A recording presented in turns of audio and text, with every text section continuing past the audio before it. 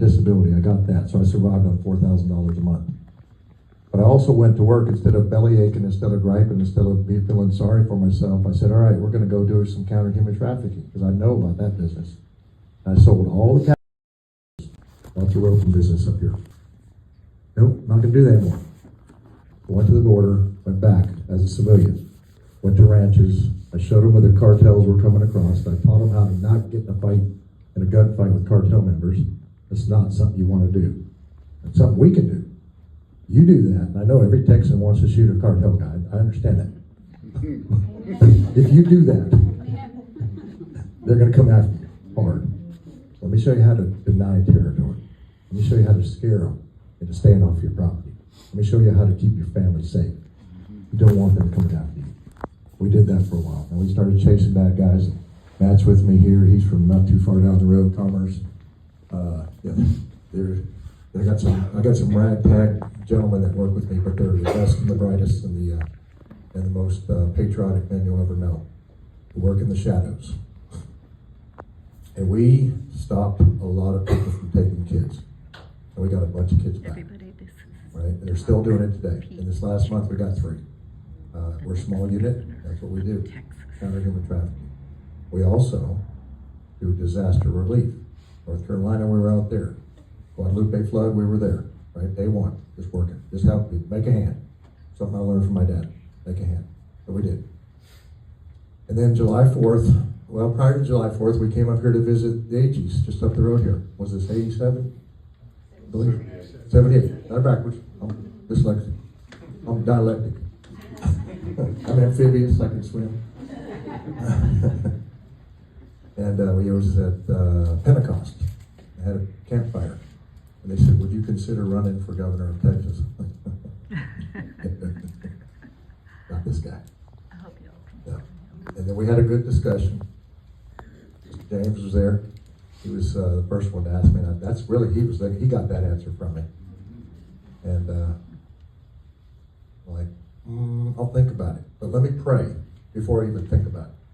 I'm gonna pray for a week. The most dangerous prayer to pray. Most dangerous. Your will be done. Whatever you want me to do, Lord, your will be done.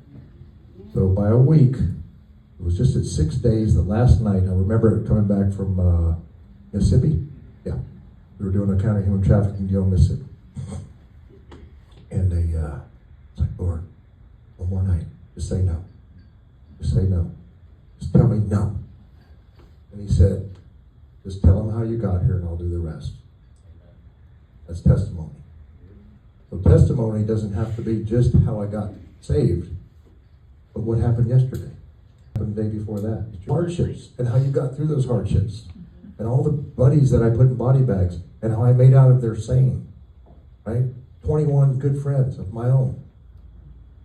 Sending them home in dignified transfer. A hard job. The medical guy, he doesn't have anybody he can counsel with. He only counsels with, for me, Lord and Savior. But that's testimony. That's what shows the glory. So, okay, all right, we made it a week and we do this. This is going to get to the second phase of this, and then we're going to go into questions. The second phase of this is, in this talk today, is how do you think you're going to beat this guy? What are you, stupid? I mean, I've heard this straight up from people. I don't care. Guess what? I was never issued emotions. You can't hurt my feelings. They were run out of me a long time ago. It's okay. I can take it. But honestly, you have to ask yourself, if you're going up against the biggest political machine in the United States, aside from POTUS, how are you going to do this? Why would we back you? I mean, one guy even asked me, he's a $500 million guy in Houston, he said, I'm wondering what kind of drugs you're taking. Fair enough. Great. And he asked me, who do you take your marching orders from?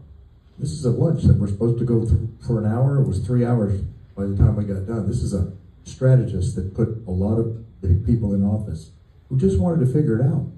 Like, how are you even close to the target? Because we are. How are you even close?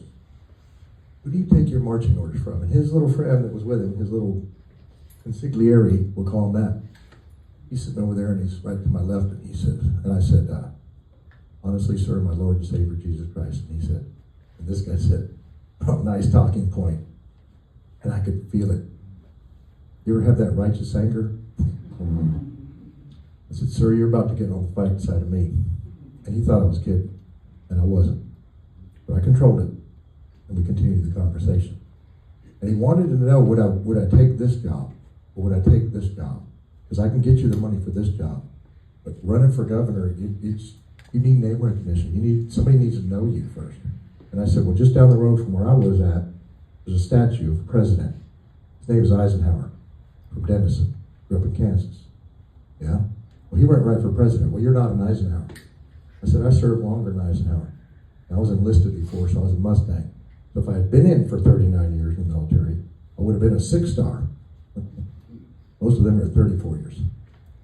4 stars, 5 stars. But all joking aside, I know how to lead men. I know how to make missions happen. Some of the areas of operation that I've worked in, that I was responsible for, are 1,000 miles wide in Africa. 1,000 miles. Budgets of $1.1 billion for missions that we were on. Where I was responsible for a portion of that. Understanding how to combine that in not only the strategic level, but the geopolitical level, where I have to negotiate with kings downrange. King of Jordan actually got an Atwood from me, by the way. I had this Atwood in Jordan. We were training their troops. And he was like, you did a great job training my troops. I said, well, I'll just give you a little something from Texas. I gave him a hat with a Green Beret pin in it. So Atwood's has got one in Jordan. But we have to negotiate at that level, and then come home and speak to Congress. And have to negotiate with Congress and close and open session. We have to understand the geopolitical level pretty well. But understanding that, the key bottom line for me is I have to target, when I say that, not kinetically, when I have to target 1.2 million people to vote. Off-cycle elections, not everybody votes, especially a primary.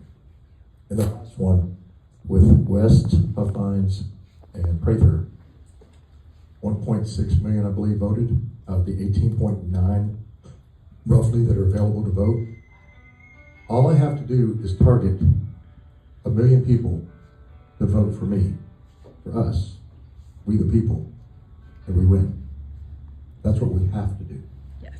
But it still requires me getting in the truck and driving to all these places. Where we kicked off at, truly just north of here. But I've been everywhere that I can be. I haven't been to 254 counties yet. But we're on a 400 right now. That's all we get. We only get a 400. You file on the 8th. It's coming up here soon. And then you get the window between the 8th and the 8th, so November to December. That's it. But they start running for office the day they take office. They're on the long oval. And we're doing a 400. I don't even get a 4 by. I'm just doing a 400. My own race, by the way. And my son, who won it state. I want to throw that out there. Proud of him. He's 25. It's in the blood. Could be the Chickasaw in us. But here's the deal. For me to do the 3 things that I have to do, there'll be 3 movies. I want you to remember this, and we're going to go into questions. True Grit. Set it up front. Going to require grit. And I'm not talking about combat grit is easy. You can learn to be physical courage. You can learn that. You learn it over time when you want to survive. You come in green, you want to get in a fight, then you find out you've been in your first fight, you don't really want to fight anymore, but now you're stuck there for the next year, so you learn how to fight, you grow up real fast, you see your buddies die, and you're like, okay, I don't want to fight anymore, but I'm going to survive this. That's how it happens. You reach that tactical maturity. You quit thumping your chest, and you learn how to fight and not want to fight, and that's the key. I'm not talking about that kind of courage. I'm talking about moral courage. The courage to stand up against something that is wrong and say it is the true natural progression of a godly man to see injustice and take a stand. That's the kind of courage I'm talking about, which sometimes is harder. And it doesn't have to be a godly man, again, man or woman, of godly honor. Those are real things. Those aren't just words. We need grit. Second movie, The True Grit. I know there's probably some fans of True Grit here. My favorite movie, John Wayne's, was The Green Berets, by the way. That's why I became one. Second movie is Braveheart. We've got to unite the clans. I don't care what color your kilt is. You're green and black, and yours is red and blue, and yours is yellow and black. We've got to unite the Republican Party. It is so fractionated. Because now that I've been on the road doing this, I can watch the same town. One's got, we'll call them tea parties, and one's not a tea party. And one of them's this, and one of them's that. But they won't let me talk at the same place because they don't want to be seen with those people. And I'm like, are you all not conservative? Can we not unite? Can we stop bickering? Can we stop? The Democrats don't seem to have a problem with tyranny. They just have one flag and they march straight towards it. Now, I don't respect any of that, what they believe in, but they all march towards the same objective. We've got to march toward the same objective. We've had complacency for several years now. I've seen it. And this was the words out of Alan West when I asked him, and he said, politics hasn't changed, but the security of the nation has.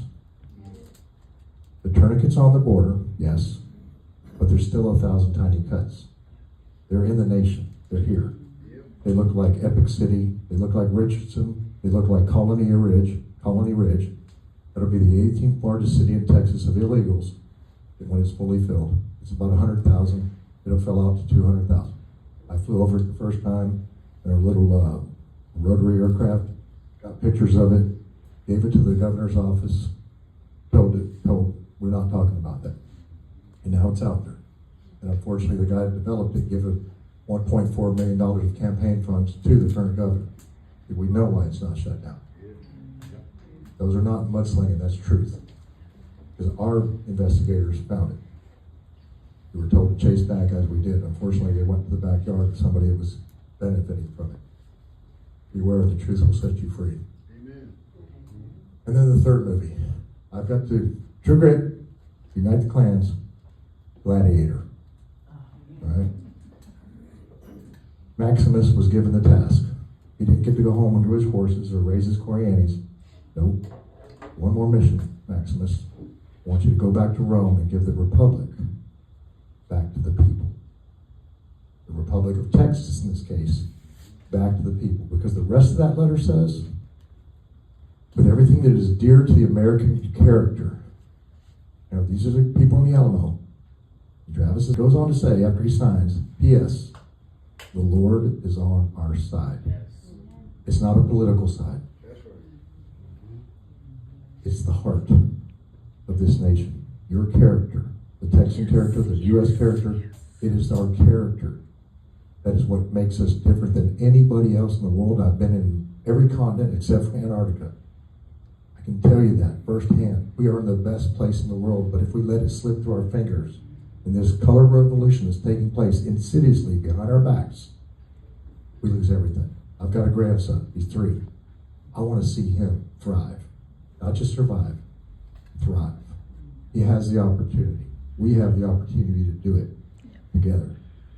So, 3 movies. All this, I don't write notes. I don't take notes. I just ask the Holy Spirit. Let me see their hearts and love them how you do. And that's where I'm at. So we're going to start questions now. Yes, sir. So you haven't talked about what you're going to do differently. So what is your plan?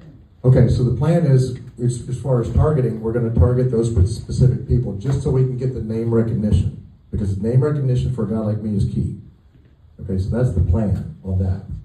With the baseline of security being number 1, House Bill 4914, which went across the governor's desk, that's specifically for the state guard. To build the state guard up back to where it used to be, where we could protect our own state without any kind of outside influence from active duty Title 10, pulling our guardsmen.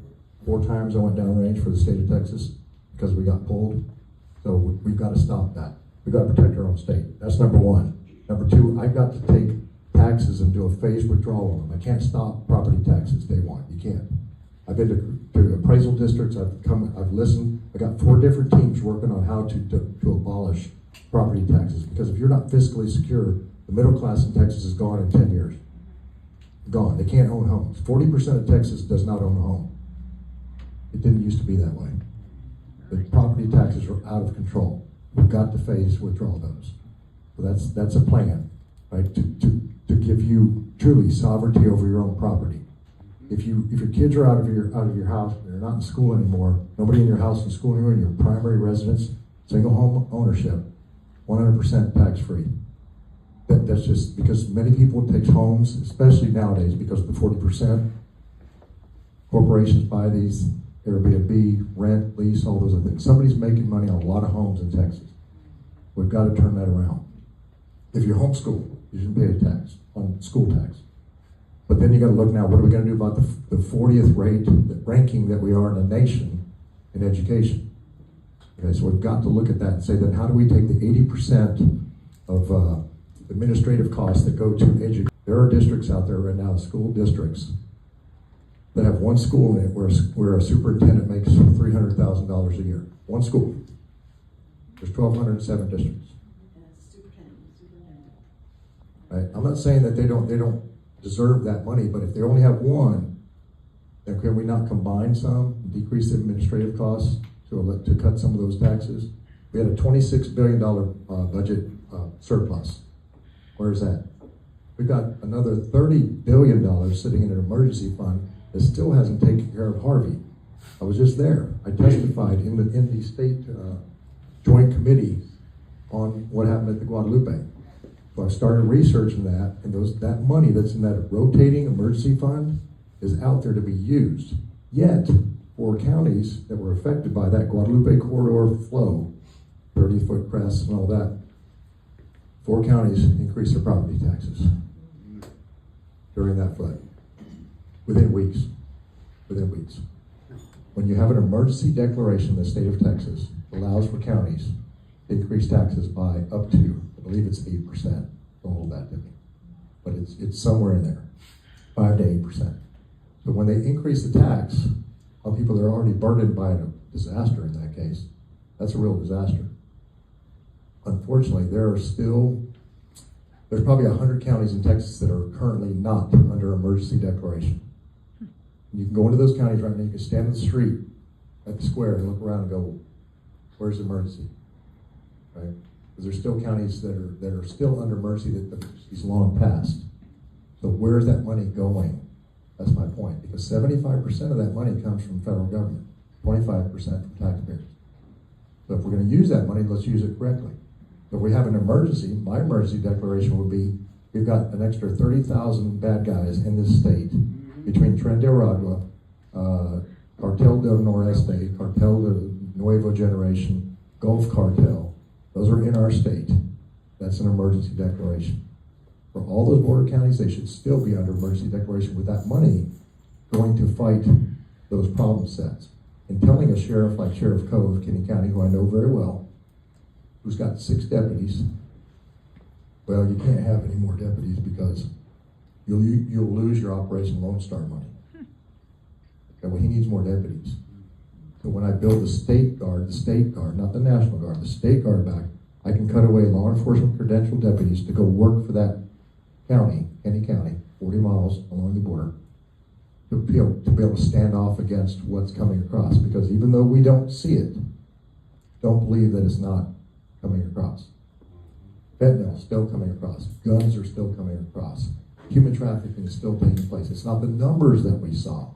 Those numbers allowed for seams, gaps, and chaos, so it was out of control. And that's the 1,000 tiny cuts I talk about. As a guy that lived it, I can tell you exactly where they're at. There are 350,000 children that are missing from the border. Human trafficking needs to be higher up at the top of the list when it comes to what Texas is doing. Yes. There's a major crimes list. I've talked to the Texas Rangers about this. Commander of the Texas Rangers is a good friend of mine. I said, where is human trafficking on this list? He goes, it's set by the governor's office. We can't set it. Yeah, we care about it, but we have to focus on the things that we're told to be focused on. So, I think I'm about to lose power here. Just talk louder. So, we've got to fix that. Because if we care about God's most precious, and there were 350,000 kids, it was testified to on Capitol Hill by a lady named Tara Rodas, who worked for DHS, were missing nearly 500,000. But 350 is what at that time, but we know it's more. These kids are somewhere. And we found, personally, our team, 119 of them in downtown Austin, working for gangs. These are boys between the ages of 12 and 15. But there's just so much more work to do. We've got to put the resources, we call it troop to task in the military. We've got to put those things to task. We've got to put people on those problem sets with the amount of resources to do it. Because to me, if I truly read the words that are in the Bible, there's a curse that comes upon the land if we allow that, if we allow abortion, we don't. That's right. But there's a curse on the land if we don't take care of the most precious. So that's the way it's a priority shift. When we do the priority shift, then that's how we as a culture can truly hold our head up and go, yeah, we are truly living the right values.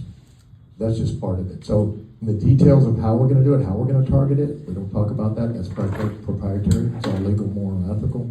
But it's ways that we can identify how to get the word out, the message out to the people that will vote based on voter lists and things that are available.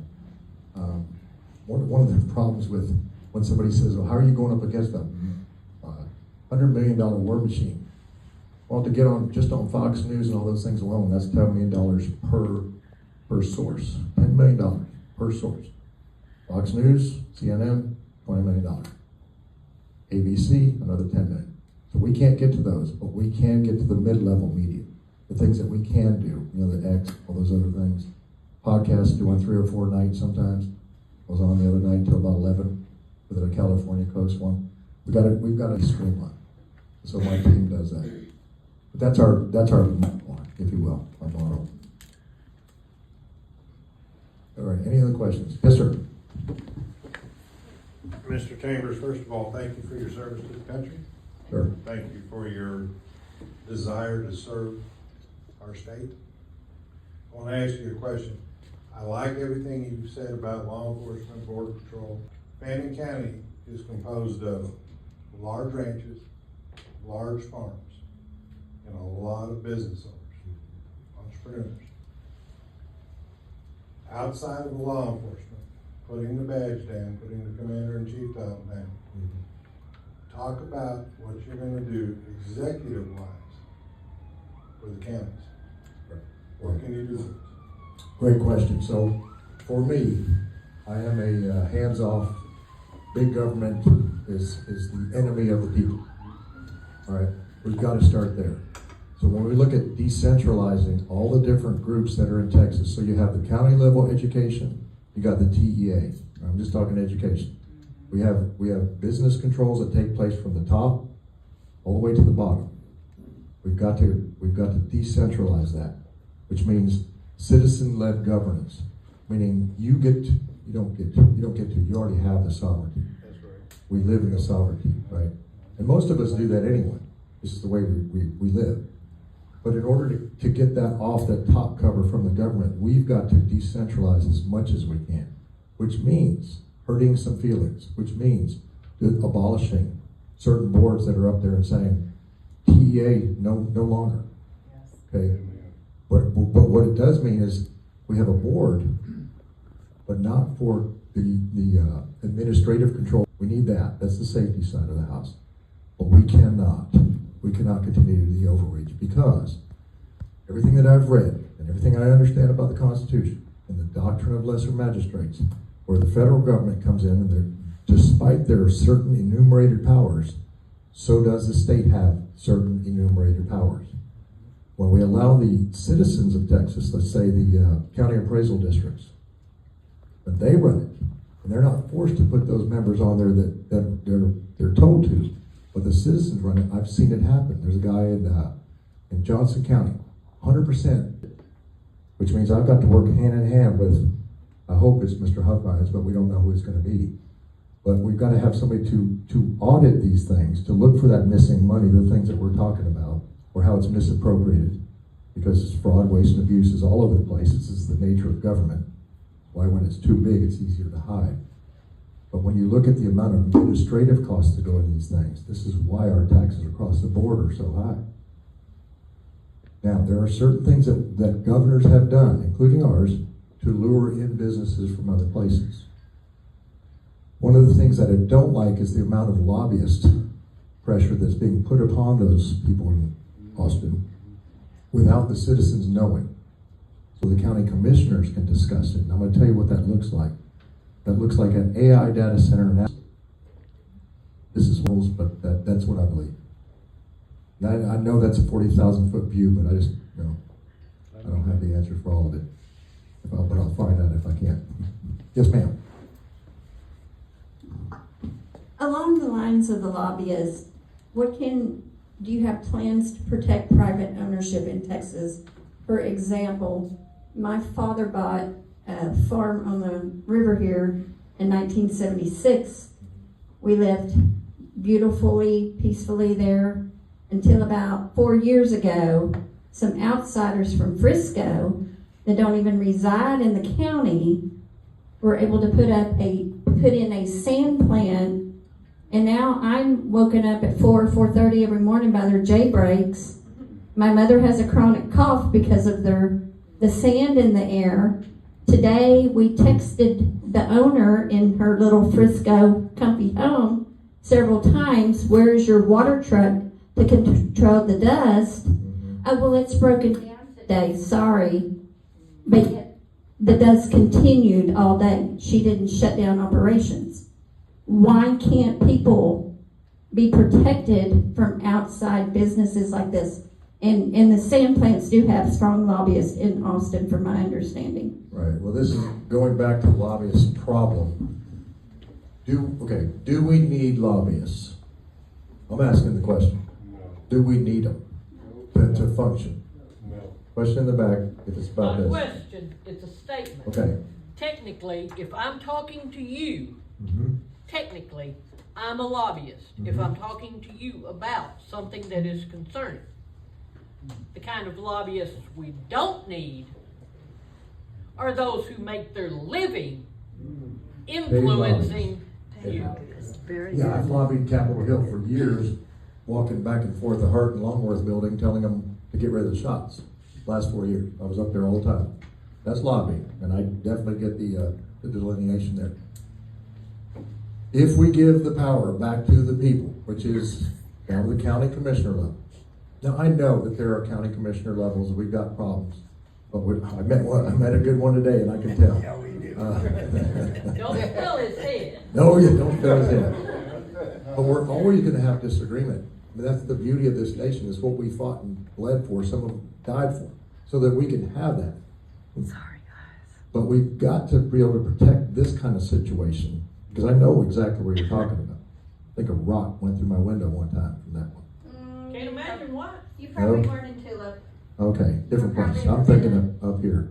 Yeah, All right. there's a bunch of Ravenna. All right. Well, we've got to be able to get to that. So when we start, here's how it's gonna look.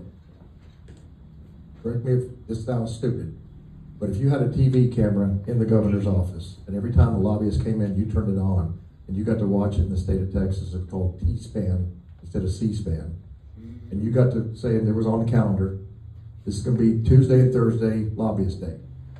All right, until we can abolish lobbyists. I don't know that we can. I don't think you can executive order that. You watch it, and then when they come in, they say, excuse me, sir, is that camera on? Yeah, everybody in Texas watching. Go ahead. What deal did you have with Greg? Transparency. Well, you call it lobbyist TV. Now, it might be interesting to some people. Some people would watch Judge Wapner. But I mean, that would be something that would be, that would truly have transparency, and it would make them think twice before they try to do a backroom deal. But once again, lobbyists, they happen in the little clubs and the little restaurants, and some of the upper level restaurants in Houston. I've been to a couple where it's a $20,000 a month membership, right? You never get to listen to those conversations, because those deals happen in the back room. But that's how I'll handle mine. And then we will answer the question if somebody says there's just too much of this happening. I know I got one right here, and then we'll come over to you, Commissioner. My question is, I'm from East Texas. We're fighting like hell just to keep our water out of Dallas, Yes, ma'am. Fort Worth, Yes, ma'am. Marvin Nichols. Yes, ma'am. I have a well. I don't want them to drain my well. We don't want to lose our Lake of the Pines. These decisions were made 10, 15 years ago, where that's happening.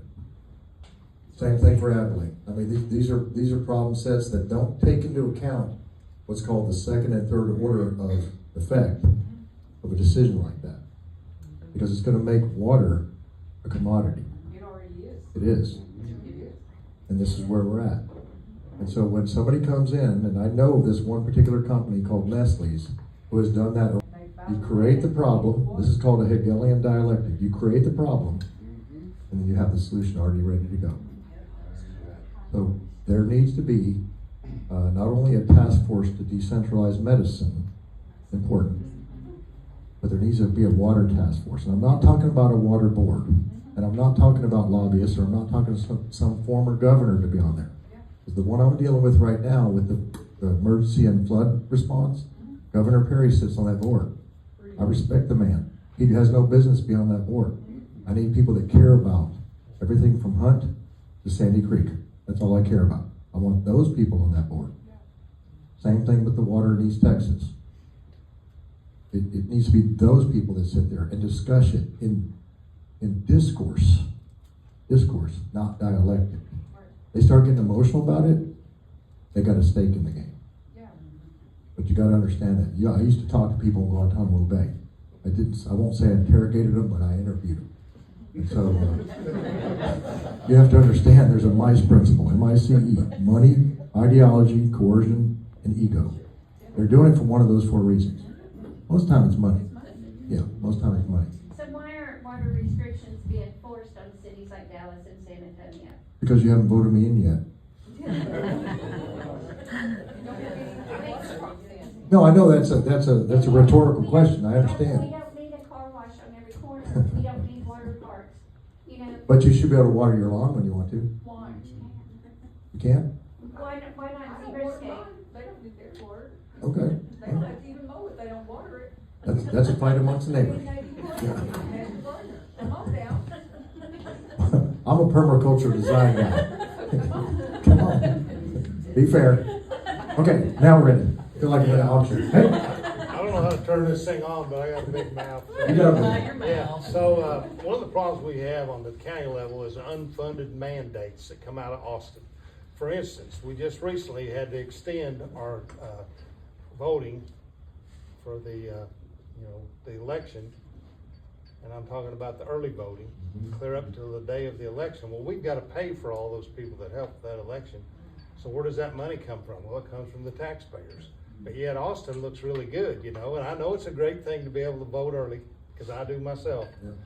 But the money it costs us, Austin looks like the hero, and we look like the villain, because we Unfunded collect from the mandates. people that look us in the This eyes. video, put that in the notes, because she's handling all that on the backside, because if there's something that I'm not schooled up on, I'll get there. It's a fire hose, by the way, if you ever run for governor. I'm just telling you, your pathway to upper level management, I don't wish it on anybody.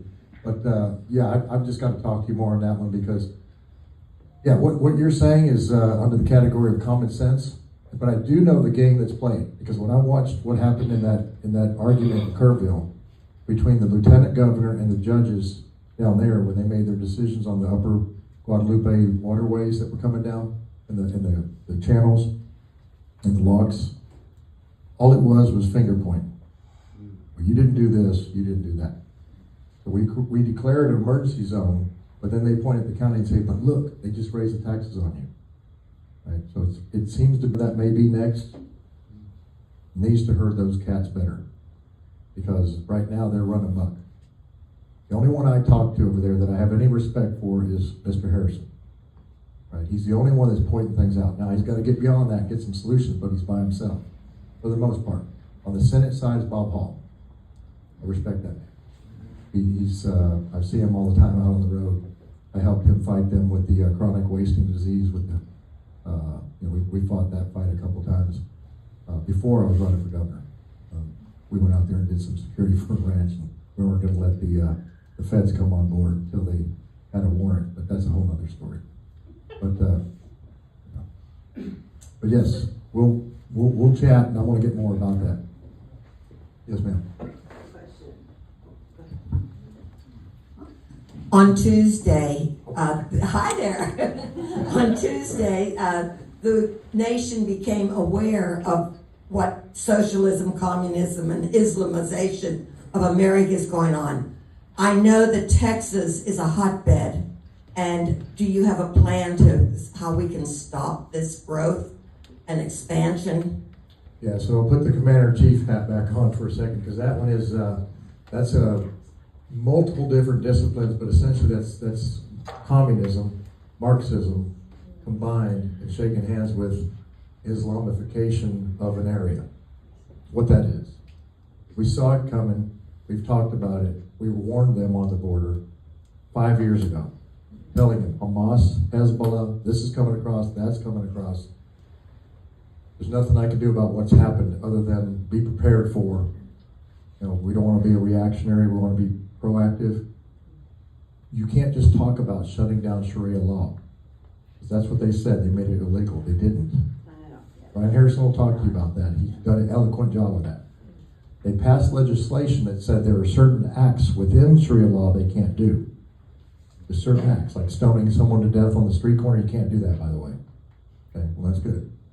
But they never once in those acts mentioned Islam or Sharia law. They haven't outlawed it. It's continuing. It's growing. Yes, ma'am. It's growing. And so when you see that, and we saw what happened in New York, we saw what's happening with DEI woke stuff in Virginia as that governor just came in, or won.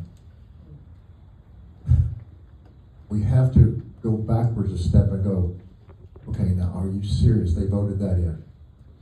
Or do we still have a problem with election integrity? Yes. We have to talk about the elephant in the room that people get shadow banned because they say it. We still have a problem with election integrity. When I went up to the sheriff's convention and I sat down with sheriffs and said, okay, here's how we're going to do hand count ballots. Now, I'm not an expert at it, but it doesn't take long to figure it out. And I learned. I taught it to 10, 15 sheriffs in a group of people at the convention. And 2 of those that we taught actually said they would adopt it. It's great. But there's still 250 more counties, 52 more counties. And that's just to get to there. What happens when you take that ballot and then you put it in a machine to count it, right? Now it's down here. Okay, you've already tabulated it. We've got this evidence that we're going to hang on to in these boxes. But how do we guarantee that? I'm waiting for an executive order to come down. I've heard that it's going to come down from Trump. It may or may not. But how can we guarantee those were not elections that we're fooled with? We don't know. In the meantime, we've got to have the plan to not allow it, which means to go after the Muslim Brotherhood, which means the Muslim Brotherhood is connected to specifically the one in Epic City, specifically. There's Richardson, there's other places, about 5 total. And if they are, then all the governor has to do, which this is a governor alone job on this one, little 3 letters, FTO, Foreign Terrorist Organization. Once you declare it that, which we told the current administration 5 years ago, sir, we need these to be FTOs, 5 years ago. Didn't happen. Okay, we're here now. That has to be day one. Because then that allows for the doors to be kicked. But the other thing that we need to think about is so many of the farmers and the people are selling the land to these people without even investigating who is buying their land and for what use. This is not the only Middle Easterns, but Chinese as well. Yeah. Now we have to be careful because there are surrogate buyers out there, Exactly. which requires a little bit of PI work on the backside. We have to do our due diligence to make sure that somewhere down that chain, the ultimate buyer is not that organization. You can't have a city specifically Southern Baptist. Everybody lose their minds. Right? They lose their mind. Just white Southern Baptists, that's it. That would get shut down. ACLU permit. But this seems to be okay. So we've got to really take a proactive stand. That's why, for me, that task force is already built. I've got Delta Force guys that are ready to go to work. So to follow up on Karen's question, and you addressed part of it, so part of it is what can you do? The second part of my follow-up in that is what can we do as constituents? What actions do we need to take? Now, I Correct. talked to Senator Bob Hall, Yes. 2015, and said, what can be done about this? And what he said at that time was that if we start legislating against religions, we have to watch how that's going to affect all the other religions, and he completely backed off of it. But I understand where he's saying that. Don't agree with it, but I understand where he's saying it because that's this. I won't say he sat on the fence on that one. I'll say it. Yeah, and you can. By the way, most fences in Texas are made of what? I didn't hear you. Most fences in Texas are made of barbed wire. We shouldn't be sitting on them anyway. But truly, it's not in the declaration of the religion itself, it is the actors specifically that are assigned to those people, right? Like, to those organizations, to Epic City. Because I can tell you firsthand, I've already done the homework. A guy named John Guandola. He's probably one of the top counterterrorism experts in the world, lives in Texas. He's a friend of mine. We've talked about this, we've briefed about this. We understand who we have to go after. All we have to do is take down those bad actors. It's just like when 17,000 Haitians showed up. Probably about 50 of them were the agitators. Once you take those agitators out of the group, the rest of them just back off. You have to go after them hard. That's what I'm saying, door kicking. So is there anything we can do? Yes. So I want you to look at something called a 391 Commission. Okay? And the 391 Commission was created, and it was first used in 2007 under Rick Perry as the governor, and it was used to stop the Trans-Texas corridor from going through the middle of the state to Canada. Okay, that was during the NAFTA agreement. That's where two counties that don't have to be contiguous, but two counties get together, and it's a combination of leaders and local citizens that can get together with petitions and things like that and develop something that will get around the legislative process, because it stopped it. It completely stopped it. The last time it was used, it's been used 4 times in Texas. Last time was when Sheriff Coe in Kenny County was trying to get deputies down there, and they built a coalition of sheriffs, including Roy Boyd and Goliad. So a lot of sheriffs got together and said, we're going to find a way around this so we can protect ourselves. So they were able to provide mutual aid, even though he wouldn't allow them to, he being the governor, wouldn't allow Sheriff Coe to hire more deputies. He allowed deputies from other counties to go help him. But they did that through a 391 Commission. So citizens have a lot more power than they think, and it is codified in Texas law. So one of the few, Texas Constitution is 100,000 words long. U.S. Constitution 7,500. You got a legislative labyrinth that we're looking at. There's a lot of things in that Constitution. They're beautiful in its body, but the subsequent propositions and amendments have made it difficult for us to navigate as citizens, or if you will, to the people. Go, hey, wouldn't it be neat if some counties got together and did a 391 Commission on this, and we just went and ended around on the legislators and got this done despite? We have to look at those things. And there are people that are astute at that process, because that's who I learned it from. So that gives you the power. Yes, ma'am. If you want to be on that task force, you got the passion. Yeah. Anybody else? Anybody else? It's me again. Okay, we've been doing a lot of research on the lithium battery plants and the CO2 pipelines that are going through Texas and through America. Completely dangerous. Absolutely, and there are more things that they're trying to put through. How can we stop it? What? Well, first of all, we can't believe that the components in it are not Chinese made. They are. They will tell you they're not.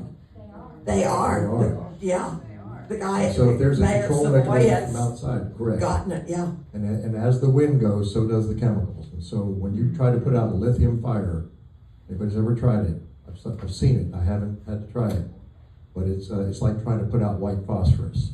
You can't put it out. We've got one going up, unfortunately. I know you do. Near us. Yes, And yes, ma'am. just talked to the fire department with the homeschool kids, and he said there's no way to put it out. You have to let it burn. He said, "Let it burn." When you let it burn, everything downwind of it is going to And that's suffer. what happens, and all Yes, ma'am. sorts of stuff. Yeah. So that goes under the category of, is it a potential exigent circumstance? Emergency circumstance? Yes. Yes. All right. So if it is, then for me, that goes into the category of executive order. Now, I'm very cautious because I've seen presidents use executive orders in a bad way, because they become like emperors with stacks of executive orders. But there are certain things, if they meet the criteria of could it possibly be injurious to X population? To me, one is enough. But could it? And is it necessary in the state? Sun from hitting the ground and not having ag. You can't eat anything that solar panels produce. You can't run cattle on anything that they stand in the way of. Our meat industry, of which my family is involved in, couldn't send cattle to Amarillo, to the stockyards during COVID because they shut them down because of nasal swabs when nobody was sick. How do I know it was there?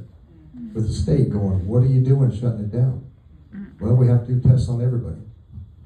And we went to Jimmy Dean, not too far from here, over there in Gainesville, shut it down.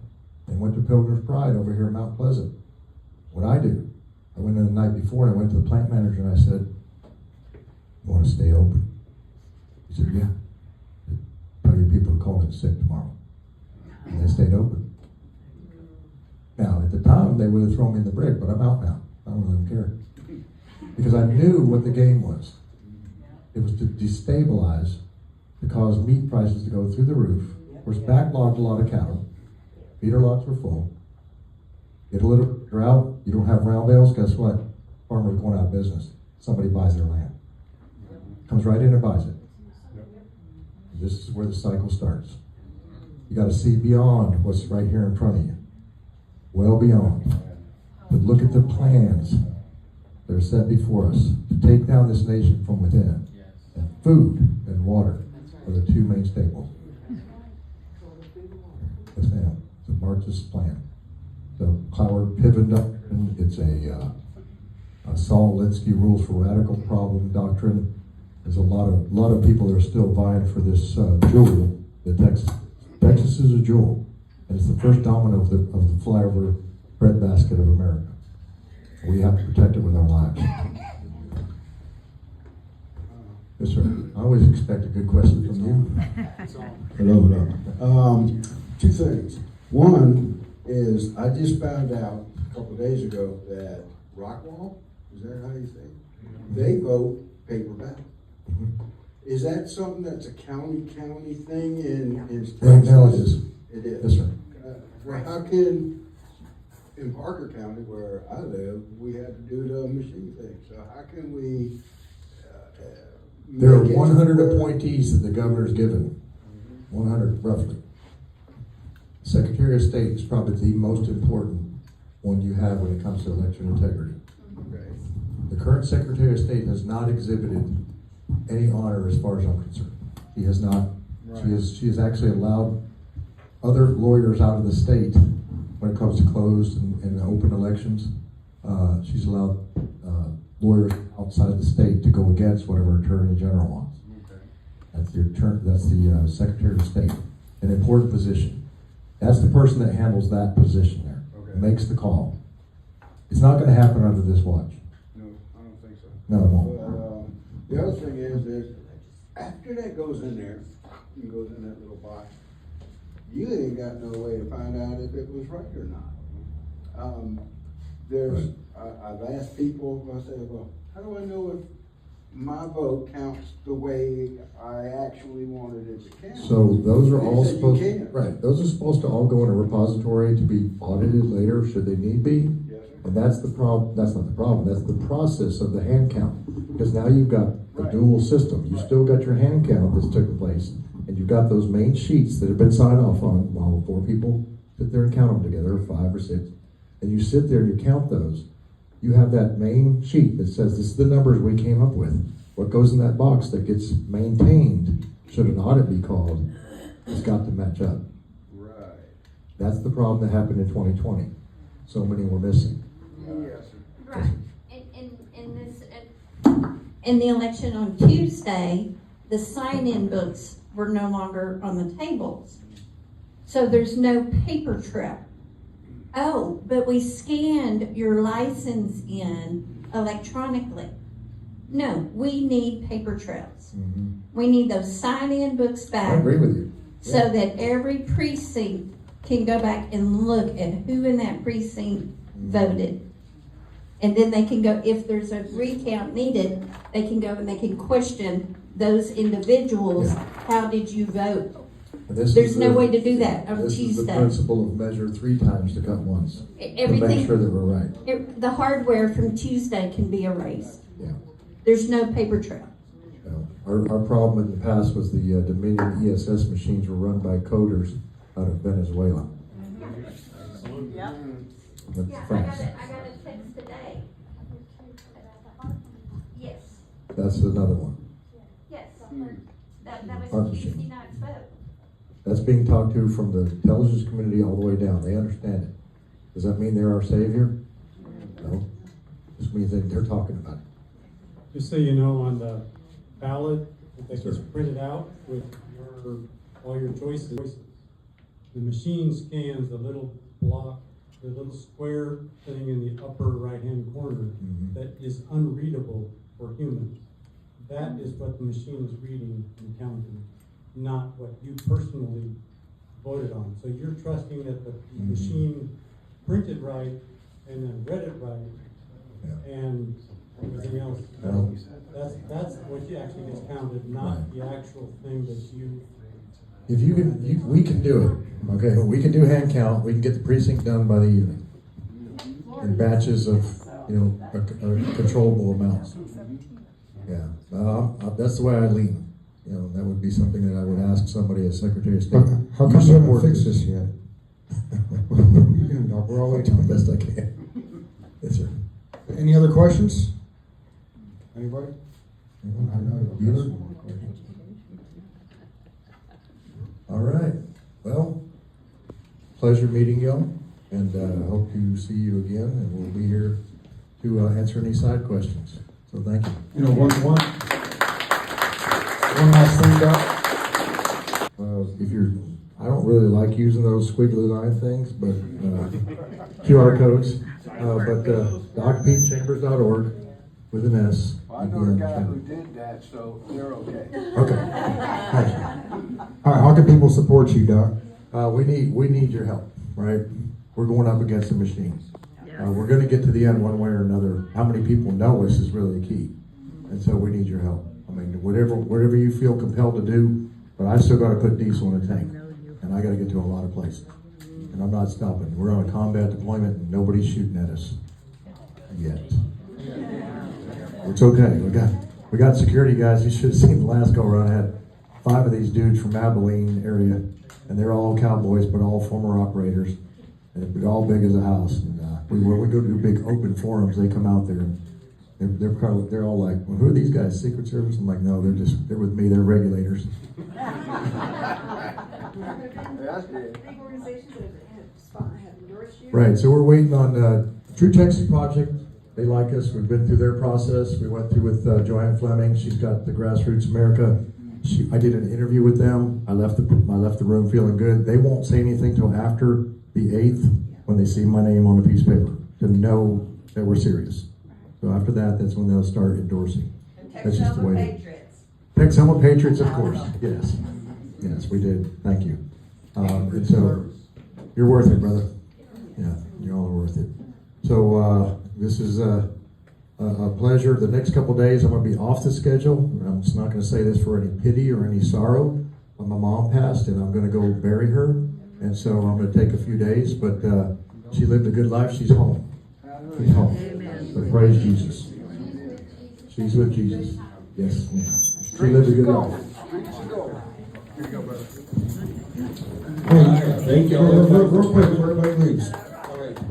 No, I was just going to say thank y'all for coming. This is one of the first events in probably a series of candidate forums that we have the opportunity to present to y'all as local voters. So we'll be getting in anybody and everybody that's willing and able to come and visit with us and kind of present themselves to us is for voter education opportunities. So if you have some connections to potential candidates, please send them our way. We'll set up a venue. We'll get them out here, get them in front of people, and get them talking to us so that we have the best opportunity to be informed as voters.